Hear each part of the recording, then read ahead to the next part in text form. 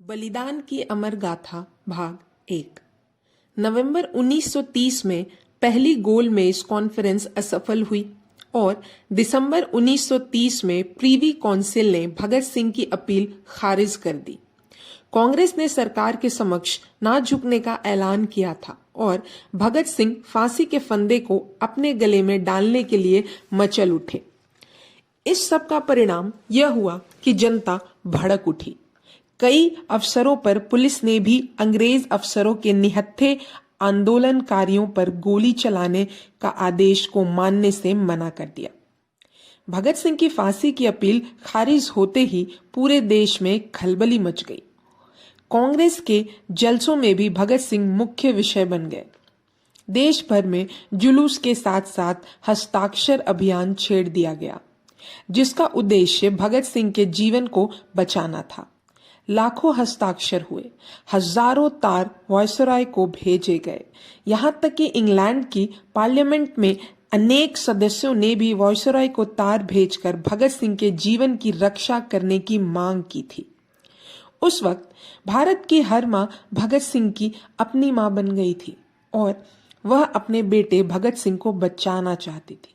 हर बहन भगत सिंह की बहन बन गई थी और हर मूल पर अपने भाई भगत की जान बचाने को तड़प रही थी। 17 फरवरी 1931 को गांधी जी वायसराय से पहली बार मिले और बातें 4 घंटे तक चली। गांधी जी एक मनुष्य के हैसियत से उन्हीं के शब्द मिले थे और कांग्रेस कार्य समिति ने उन्हें समझौते के पूर्ण अधिकार दे दिए थे।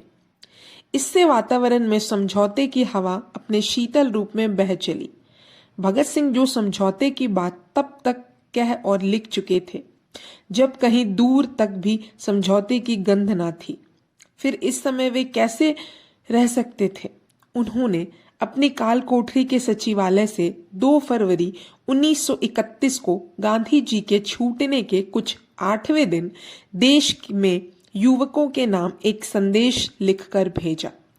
उसके कुछ महत्वपूर्ण अंश इस तरह हैं। इस समय हमारा आंदोलन अत्यंत महत्वपूर्ण परिस्थितियों में से गुजर रहा है। 1 साल के कठोर संग्राम के बाद गोलमेज कॉन्फ्रेंस हमारे सामने शासन विधान में परिवर्तन के संबंध में कुछ निश्चित बातें पेश की हैं और कांग्रेस के नेताओं को निमंत्रण दिया है कि वे आकर शासन विधान तैयार करने के काम में सहयोग दें। कांग्रेस के नेता इस हालत में आंदोलन को स्थगित कर देने के लिए दिखाई देते हैं। वे लोग आंदोलन स्थगित करने के हक में फैसला करेंगे या उसके विरुद्ध, यह बात हमारे लिए महत्व नहीं रखती।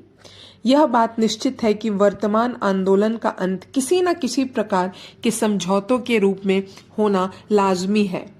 यह दूसरी बात है कि समझौता जल्दी हो जाए अथवा देर में हो। जेल में भगत सिंह दुखी थे।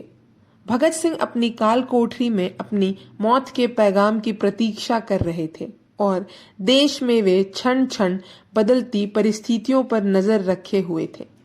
फिर भी उनके हृदय की गहराई में अपने क्रांतिकारी चाचा अजीत सिंह का ख्याल सुरक्षित था। अकेले में उनकी स्मृति में अपनी चाची हरनाम कौर का आंसू भरा चेहरा कौंध जाता तो वे तिलमिला उठते।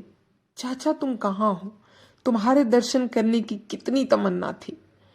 चाची को बचपन में मैंने वचन दिया था कि अंग्रेजों को देश से भगाकर अपने चाचा को वापस लेकर आऊंगा, पर चाचा, अब लगता है कि ऐसा नहीं हो पाएगा। मेरी चाची की आंखों से यूं ही आंसू बहते रहेंगे और मैं उनके आंसू पोछे बिना ही संसार से चला जाऊंगा। लाला पिंडीदास भगत सिंह से मिलने आए तो भगत सिंह ने अपने चाचा के बारे में उनसे जानकारी चाही। उन्होंने अपने संस्मरण में लिखा है, यह मेरी भगत सिंह से अंतिम मुलाकात थी। मैंने पूछा, कहो भगत, कोई अंतिम ख्वाहिश, अंतिम पैगाम?